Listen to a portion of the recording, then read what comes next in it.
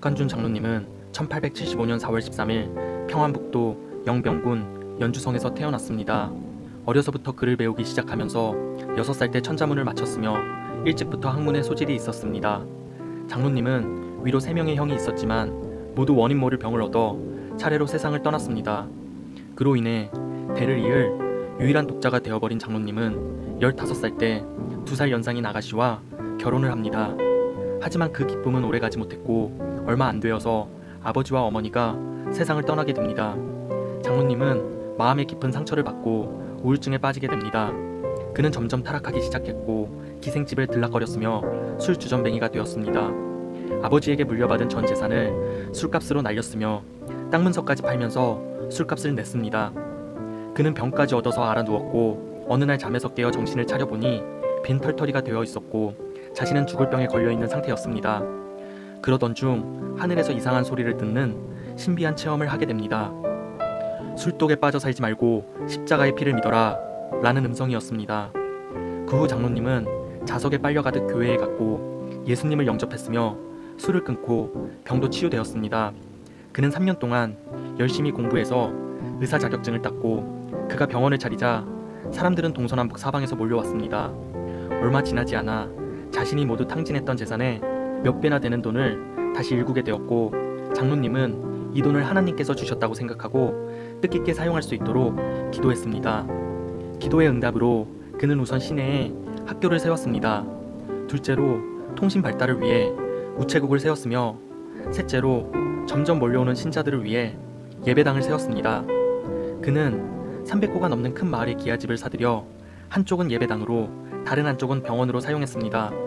그는 대부분의 환자들에게 병을 고쳐주고 약값을 받지 않았습니다. 사람들은 몰려들었고 너도 나도 예수님을 믿겠다고 약속했습니다. 목사나 전도사가 아니라 엘리트 의사가 믿는 분이니 사람들은 더 신뢰했고 병까지 돌봐주니 마다할 이유가 없었습니다.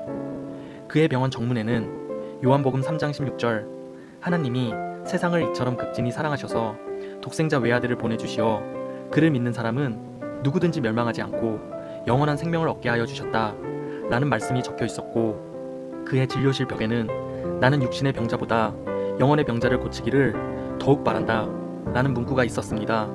장로님은 그 후 자신이 필요하다고 생각되는 곳을 돌아다니며 병원을 차렸고 병든 이들을 고쳐주는 일을 자신의 사명으로 여기고 열심히 일했습니다. 교회에서 자신은 장로로, 부인은 집사로, 아들은 주일학교 교사로 하나님을 섬겼습니다. 시간이 흘러 1935년 장로님의 나이는 어느새 60이 되었습니다. 한국교회는 신사참배 문제로 큰 시련을 겪고 있었고 조선 총독부는 조선인들 모두가 신사를 참배해야 한다는 법령을 만들어 공포했습니다. 한국교회는 이 문제로 편이 갈렸습니다. 신사참배는 종교가 아니기에 참배해도 된다는 이들과 절대로 굴복해서는 안 된다는 편으로 나뉘어졌습니다. 하지만 신사참배에 굴복하는 이들이 점점 많아지기 시작했습니다. 감리교와 성결교는 신사참배를 결의했고 가톨릭교와 장로교 또한 신사참배를 하기로 결정해버립니다. 많은 교인들은 큰 충격에 빠졌고 전의를 상실해가고 있었습니다. 장로님은 점점 나라를 위해 기도하는 시간이 많아졌고 한국교회를 위해 기도하는데 온 힘을 쏟기 시작했습니다. 예배당에서 무릎을 꿇고 울부짖으며 기도하다 그는 하나님의 음성을 들었습니다. 너는 나를 위하여 피를 흘릴 준비가 되었느냐? 이제부터 그리스도를 위하여 싸울 군사를 뽑겠다. 그리고 나서 장로님의 눈앞에 두루마리가 나타났다고 합니다. 그 두루마리에는 사람들의 이름이 빽빽히 적혀 있었고 50명 정도의 명단들 속에 박관준이라는 이름이 맨 첫머리에 있었습니다. 장로님은 망치로 머리를 쿵 하고 맞은 것처럼 큰 충격을 받았다고 합니다. 장로님은 자신이 어떻게 싸워야 하는지 묻기 위해 계속 기도했고 다음날 신문에서 다음과 같은 기사를 보게 됩니다. 내용은 이러합니다. 신사참배 문제로 한국 기독교는 위기에 처해 있습니다. 특히 숭전, 숭중, 숭리학교는 신사참배를 반대했다가 문을 닫아야 하는 상황에 놓여 있습니다. 수업을 계속하기 위해서는 모든 교사와 학생들이 신사참배를 해야 합니다. 그러나 학교 당국자들은 그럴 생각이 전혀 없는 눈치입니다. 바람 앞에 선 등불, 그게 한국 교회입니다. 박관준 장로님은 그 기사를 읽자마자 바로 서울로 올라갔습니다. 조선 총독부의 총독을 만나 신사참배는 우상숭배이며 계속 강요하면 생명을 내걸고 투쟁할 것이라는 경고문을 전달하기 위해서입니다. 당시 조선 총독부의 위치나 기세는 하늘을 찌를 정도로 대단했고 보통 용기로는 총독부 근처에도 가지 못할 정도로 그들의 위험은 대단했습니다. 장로님은 총독부 정문으로 당당히 걸어갔고 순사가 가로막았지만 그는 자신을 그리스도의 증인으로 소개하고 신사참배를 하면 하나님의 심판을 받을 것이라며 소리쳤다고 합니다. 박관준 장로님은 이후 조선 총독부의 경계 대상 1호가 되었고 철저한 감시를 받았습니다. 예정대로라면 1938년 9월 조선 예수교 장로회 총회에서 장로님은 대표로 참석해서 신사참배 반대에 앞장설 생각이었지만 일제는 이미 그를 명단에서 제외시켰고 일본 형사들은 그날 그의 대문 앞에서 그를 가로막고 있었습니다. 얼마 후 총회에서 신사참배가 결의되었다는 소식을 전해 듣고 그는 가슴을 치며 눈물을 흘렸습니다. 박관준 장로님은 2번이나 감옥에 들어갔습니다. 일제는 극심한 고문을 가해 그의 육체는 망가뜨릴 수 있어도 그의 정신은 망가뜨릴 수 없었습니다.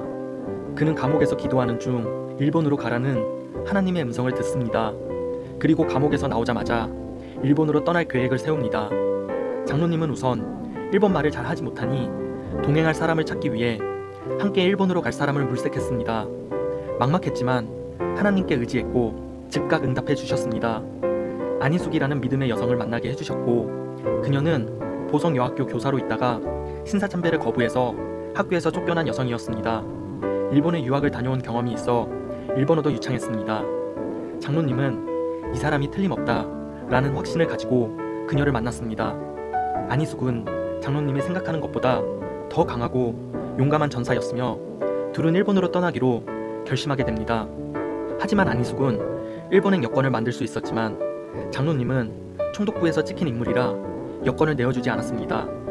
일단 장로님은 부산으로 가보자고 했고 안희숙은 부산에 가도 방법이 없을 것이라 했지만 장로님은 하나님이 인도해 주실 것이라 굳게 믿고 부산으로 떠났습니다.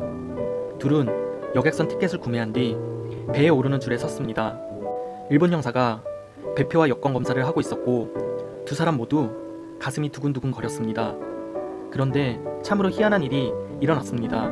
장로님이 배에 티켓을 내밀자 그 형사는 그 티켓만 확인하고 그를 통과시켜 주었습니다. 두 사람은 하나님이 함께 하시고 계심을 확신하고 배 안에서 감사 기도를 올렸습니다. 부산항을 떠난 두 사람은 무사히 일본에 도착했습니다. 둘은 우선 일본인 목사들을 만나보기로 했습니다. 아니나 다를까 일본 목사들은 대부분 신사참배를 종교가 아닌 국민의식으로 이해하고 있었습니다.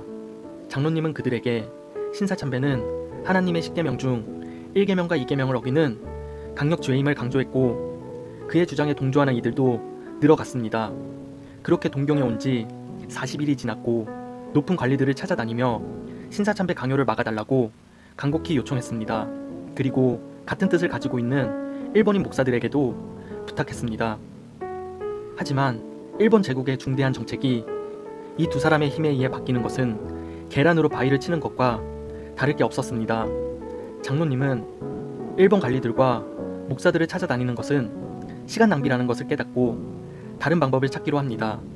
그리고 장로님은 중대한 결정을 내립니다. 일본 국회가 열리는 장소에서 시위를 하기로 한 것입니다. 그곳은 일본 정치인들과 모든 언론의 관심이 집중되어 있는 곳입니다. 그곳에서 신사참배 반대 시위를 한다면 전 세계에 보도되고 다수의 관심을 얻게 될 것입니다. 하지만 장로님은 안희숙이 걱정되었습니다. 자신은 이미 일본으로 건너올 때 순교를 각오하고 목숨을 주님께 맡겼으나 안희숙은 아직 결혼도 해보지 못한 처녀의 몸이었기 때문입니다. 장로님은 안희숙을 향해 조심스럽게 물어봤습니다. 내일 일본 국회에 같이 갈 수 있겠소? 안희숙은 이번에도 조금도 망설이는 기색 없이 당당히 대답했습니다.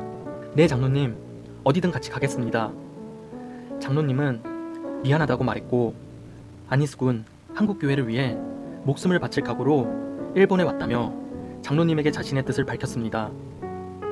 드디어 일본 국회가 열리는 날이 되었고 국회 건물은 경비가 삼엄했습니다. 장로님은 내의 속의 경고문을 감추고 무사히 국회 안으로 들어가는데 성공했습니다. 부산항에서처럼 철저한 감시 속에서도 하나님이 통과시켜 주었다고 굳게 믿었습니다. 장로님과 안희숙은 2층에 앉았고 일본 국회의원들이 한눈에 들어왔습니다. 또한 기자들은 장로님과 안희숙을 확연히 볼 수 있는 곳에 있었기 때문에 시위를 하기에는 최고의 장소였습니다.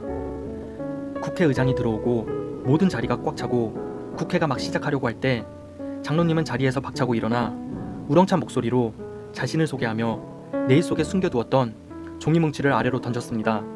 내용은 이러했습니다. 1. 오늘 열리는 일본 국회는 5억이나 되는 사람들의 생명이 걸려있다. 2. 하나님을 믿지 않으면 나라가 부강하지 못한다. 3. 국회의원들은 하나님의 진리를 깨달아야 한다. 4. 일본 종교인 신도를 폐지하고 기독교를 믿으라. 5. 신도와 불교와 기독교 대표들이 모여 겨루어보자.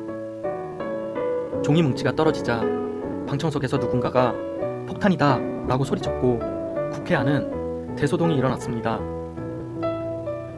정말 대단한 용기였습니다. 일본의 식민지하에 살고 있는 한국의 나약한 노인이 일본의 정치 중심지인 국회에 가서 한번 겨뤄보자고 도전장을 내미는 것은 보통 사람이라면 절대 감당할 수 있는 일이 아닙니다. 그 후 장로님의 별명은 한국의 엘리야가 되었습니다. 우상숭배자 850명과 겨뤄보자고 도전장을 내밀었던 엘리야처럼 박관준 장로님도 전 일본 국민들을 상대로 맞짱을 뜨자고 도전장을 내밀었기 때문이지요.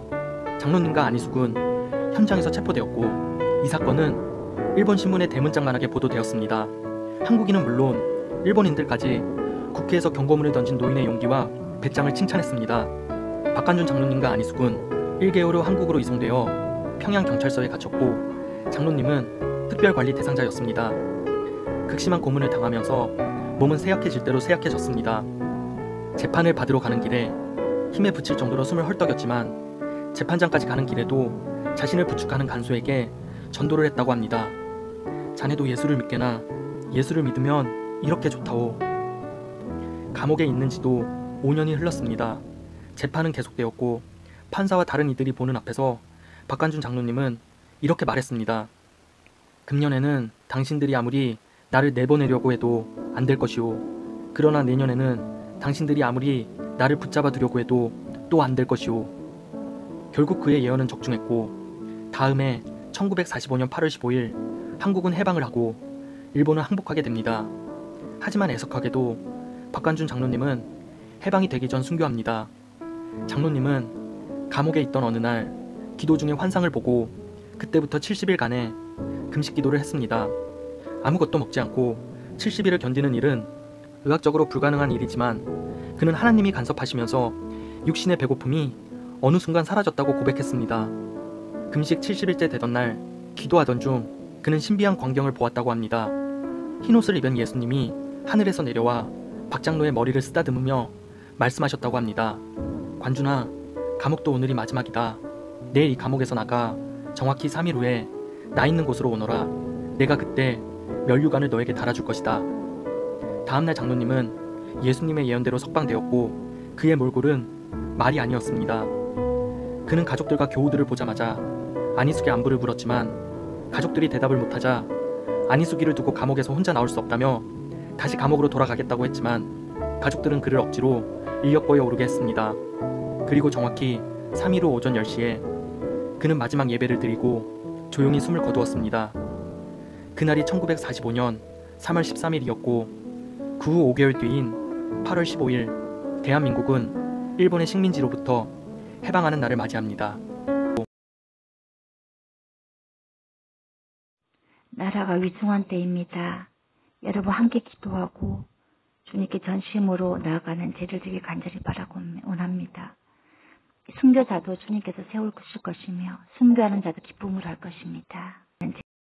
음향이 좋지 않은데 끝까지 봐주셔서 정말 감사합니다, 여러분.